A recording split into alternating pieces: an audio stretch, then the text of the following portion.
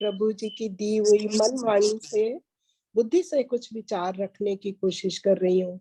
जो अभी हमने गहन सम्मेलन में विचार सुने थे, उनको रिवाइज करने की कोशिश करते हैं, क्योंकि हमें जीवन मिला है इन नियमों को, कायदों को अपने जीवन में उतारने का। सो रिवाइज करते हैं कि हमने क्या सीखा वहां पर। गत सप्ताह बरेली में ज्ञान यज्ञ संपन्न हुआ। महाराज जी ने अपने जीवन काल में सम्मेलन की परिपाटी शुरू की थी। स्वयं मीलों दूर से सिर पर रखकर सामान लाते थे। सबके लिए प्यार से लंगर व प्रसाद बनता था। लोग भर भर कर ले जाते थे। इस ज्ञान यज्ञ द्वारा महाराज जी ने प्रेम व निस्वार्थ सेवा हमें सिखाई। वो अपने जीवन में निभा के सिखाते थे कि कैसे ये काम करना है। तो सम्मेलन के ज्ञान यज्ञ के द्वारा ज्ञान तो देते ही थे, लेकिन साथ में हमें सेवा और कैसे प्यार से रहना है वो सिखाया।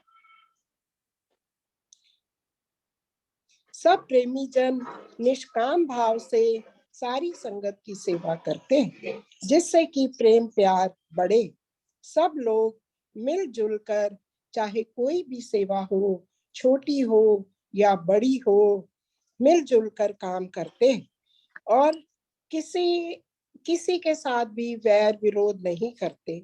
इसके साथ साथ सम्मेलन में गहन विचारों की ज्ञान गंगा का प्रवाह भी बहा।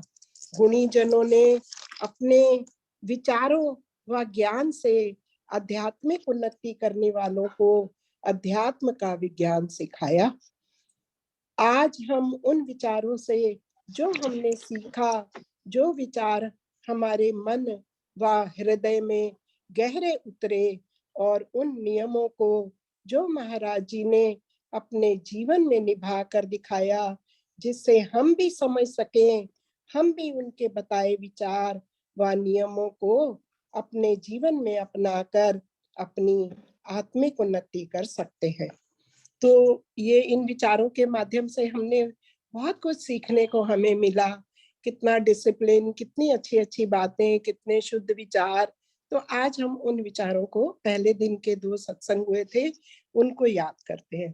पहला विचार था मनुष्य जीवन का लक्ष्य व भक्ति, कि हम संसार में क्यों आए हैं, हमारे जीवन का लक्ष्य क्या है। तो ये हमें इसमें समझाया गया कि हम सिर्फ जीवन में सुख व शांति पाने की खातिर सोचते हैं कि हमें ये शरीर मिला है, लेकिन जब अध्यात्म का विज्ञान हमने समझा पढ़ा, तो हमें तो कुछ और ही समझ में आया कि मनुष्य जीवन तो मिला भक्ति के लिए है, मगर संसार के सुख भोग हम इकट्ठे करते रहे, यही हम लक्ष्य बना बैठे। चाहे मंदिर मस्जिद भी जाते हैं, गुरुद्वारे भी जाते हैं और माथा भी टेकते हैं और भक्ति भी करना चाहते हैं, मगर जीवन संसार में ही लगा दिया। हमें अंदर की बात बहुत देर में समझ आई। दुर्लभ शरीर हमें मिला था भगवान को पाने के लिए, लेकिन हमारा क्या हाल हुआ, भक्ति भी चलती रहती है और भोग भी इकट्ठे करते रहते हैं। हमें यहाँ पर डिसाइड करना है कि हमें कौन सी राह चुननी है, भोग भोगने हैं या सादा जीवन बनाकर उस प्रभु की प्राप्ति करनी है।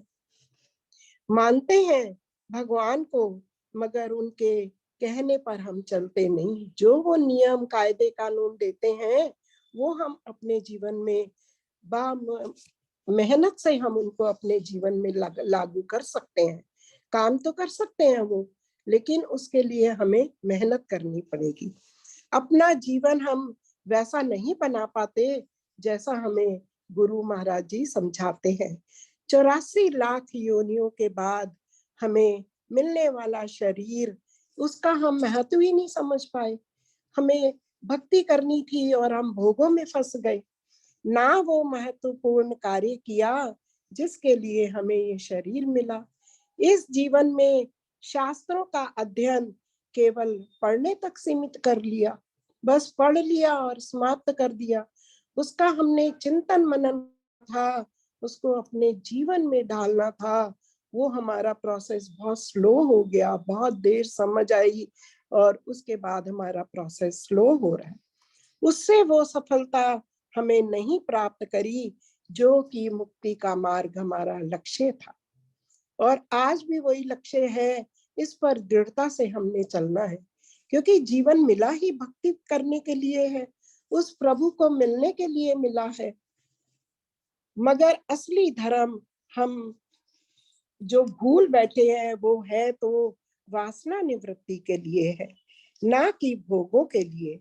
वास्तविक भक्ति अपने आप को जानना है, आंतरिक शांति के लिए, क्योंकि यह जीवन मिला ही अपने अंशी को जानने के लिए है, अपने स्वयं की खोज करने के लिए है।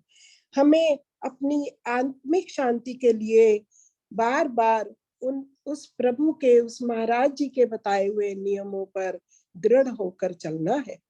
खाली सोचने मात्र से या पढ़ने मात्र से हमारा भला नहीं होगा जब तक हम दृढ़ता से नहीं चलेंगे।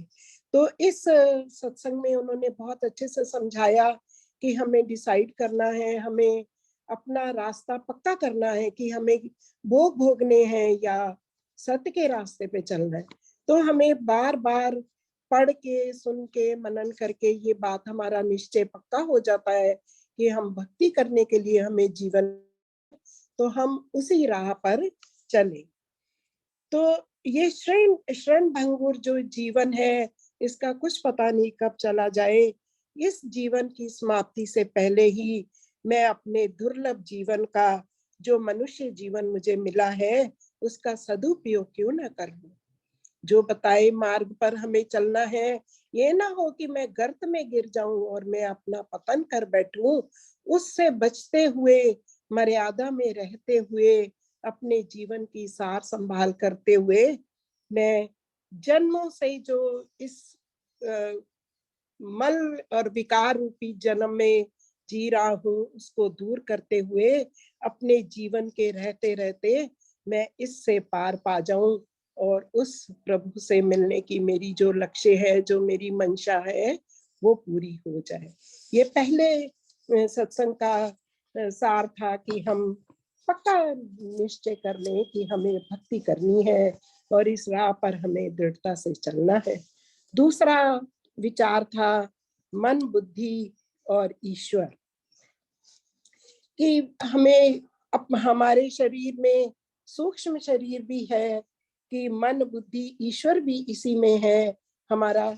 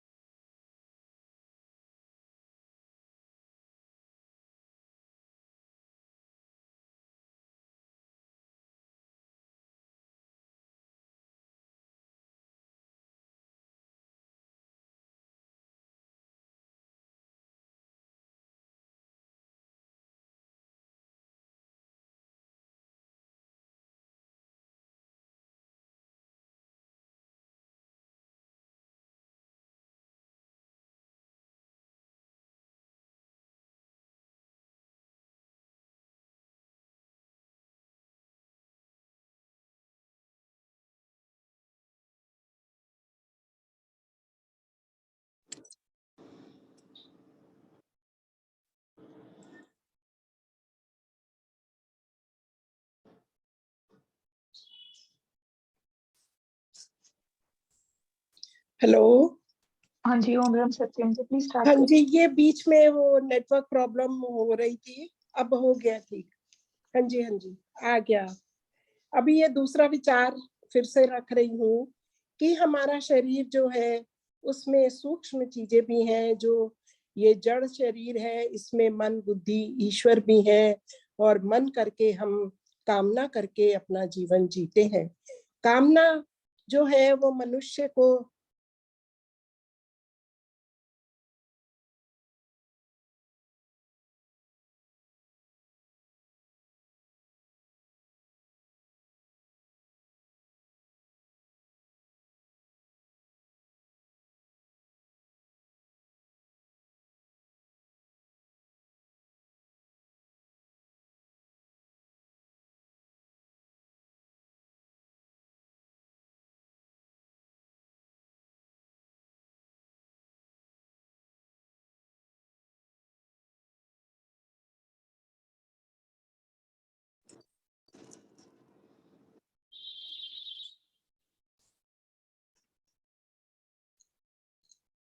हेलो।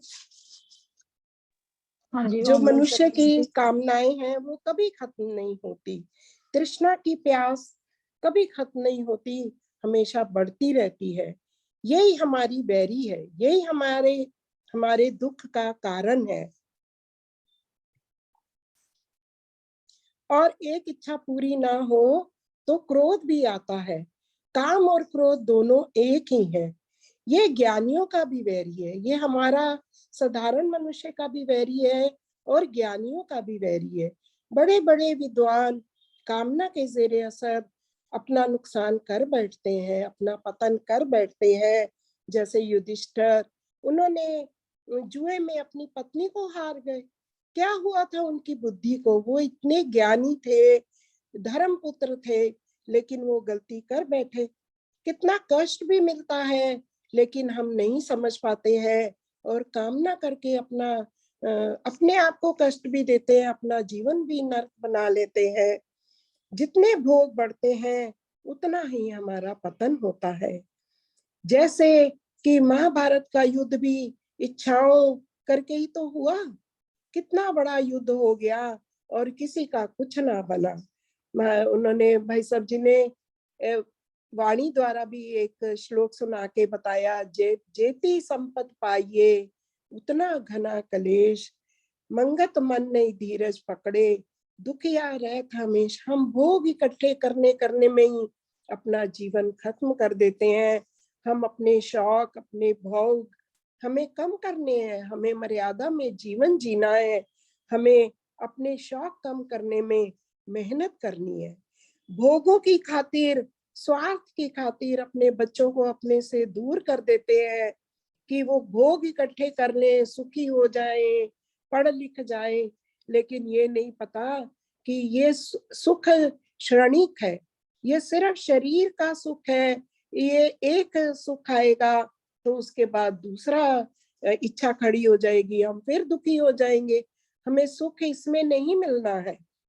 भोगों की खातिर अपने बच्चों को दूसरे देशों में भेज देते हैं, लेकिन ज्यादा पैसा, ज्यादा भोग दुख का कारण है।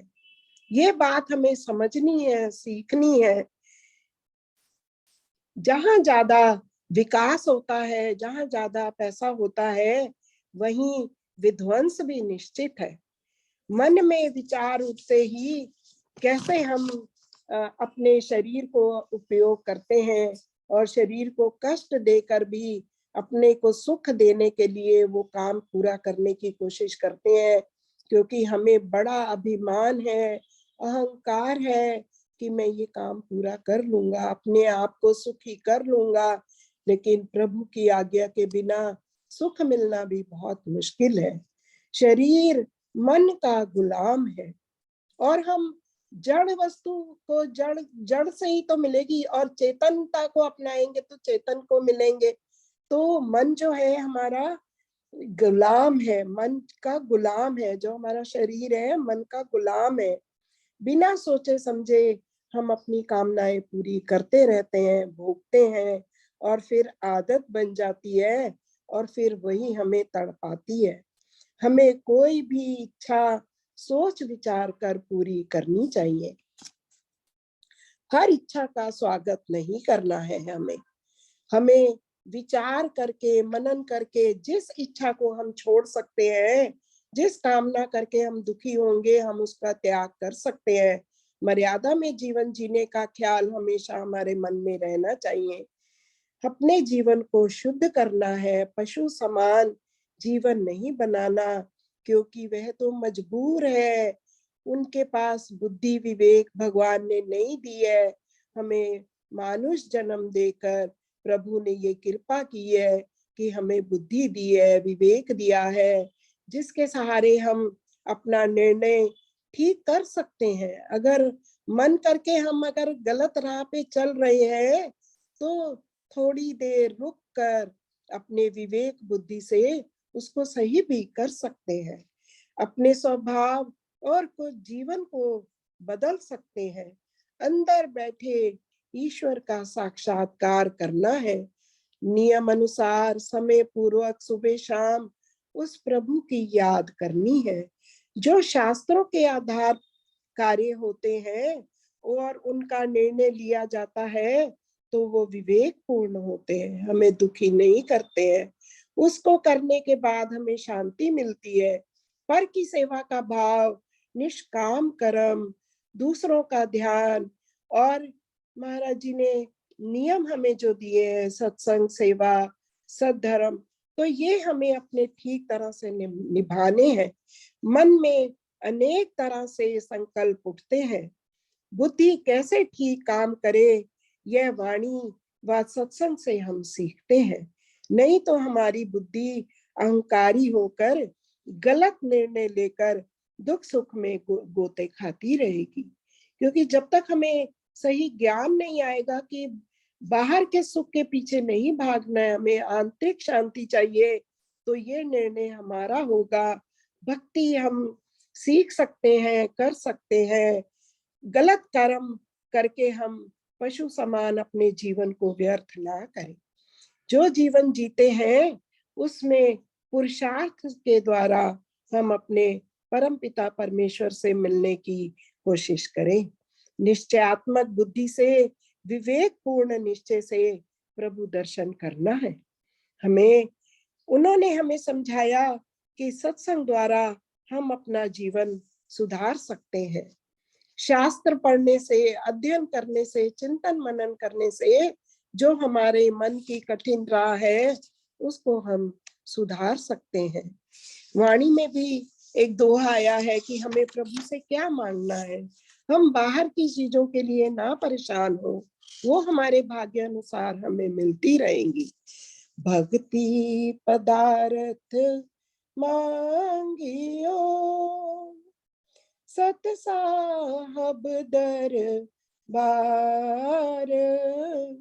मंगत दुर्लभ संपदा, जो जीव देवे छुटकार। भक्ति पदार्थ मांगियो, सत साहब दरबार, मंगत दुर्लभ संपदा, जो जीव देवे छुटकार। हम अपने गुरु महाराज जी से, परम पिता से, उन्हीं की भक्ति मांगे, क्योंकि वो हमारे पिता हैं। उनसे हम प्रार्थना कर सकते हैं। वो सदैव हमारे अंग संग है और हम प्रार्थना करके अपने जीवन को सुंदर बना के उनके साथ जुड़े रहने की कल्पना तो करते हैं। तो उसके लिए यत्न प्रयत्न हमारा जो पूरा है, पुरुषार्थ है, तो महाराज जी हमें कृपा करें, अंग संग है हमारे, और हम उनके बताए मार्ग पर चलकर उन्हीं के साथ जुड़े रहने का जो संकल्प लेके हम इस जीवन में आए हैं उसको पूरा करने की कोशिश करें। त्रुटि के लिए क्षमा। ओम ब्रह्म सत्यम सर्वाधार।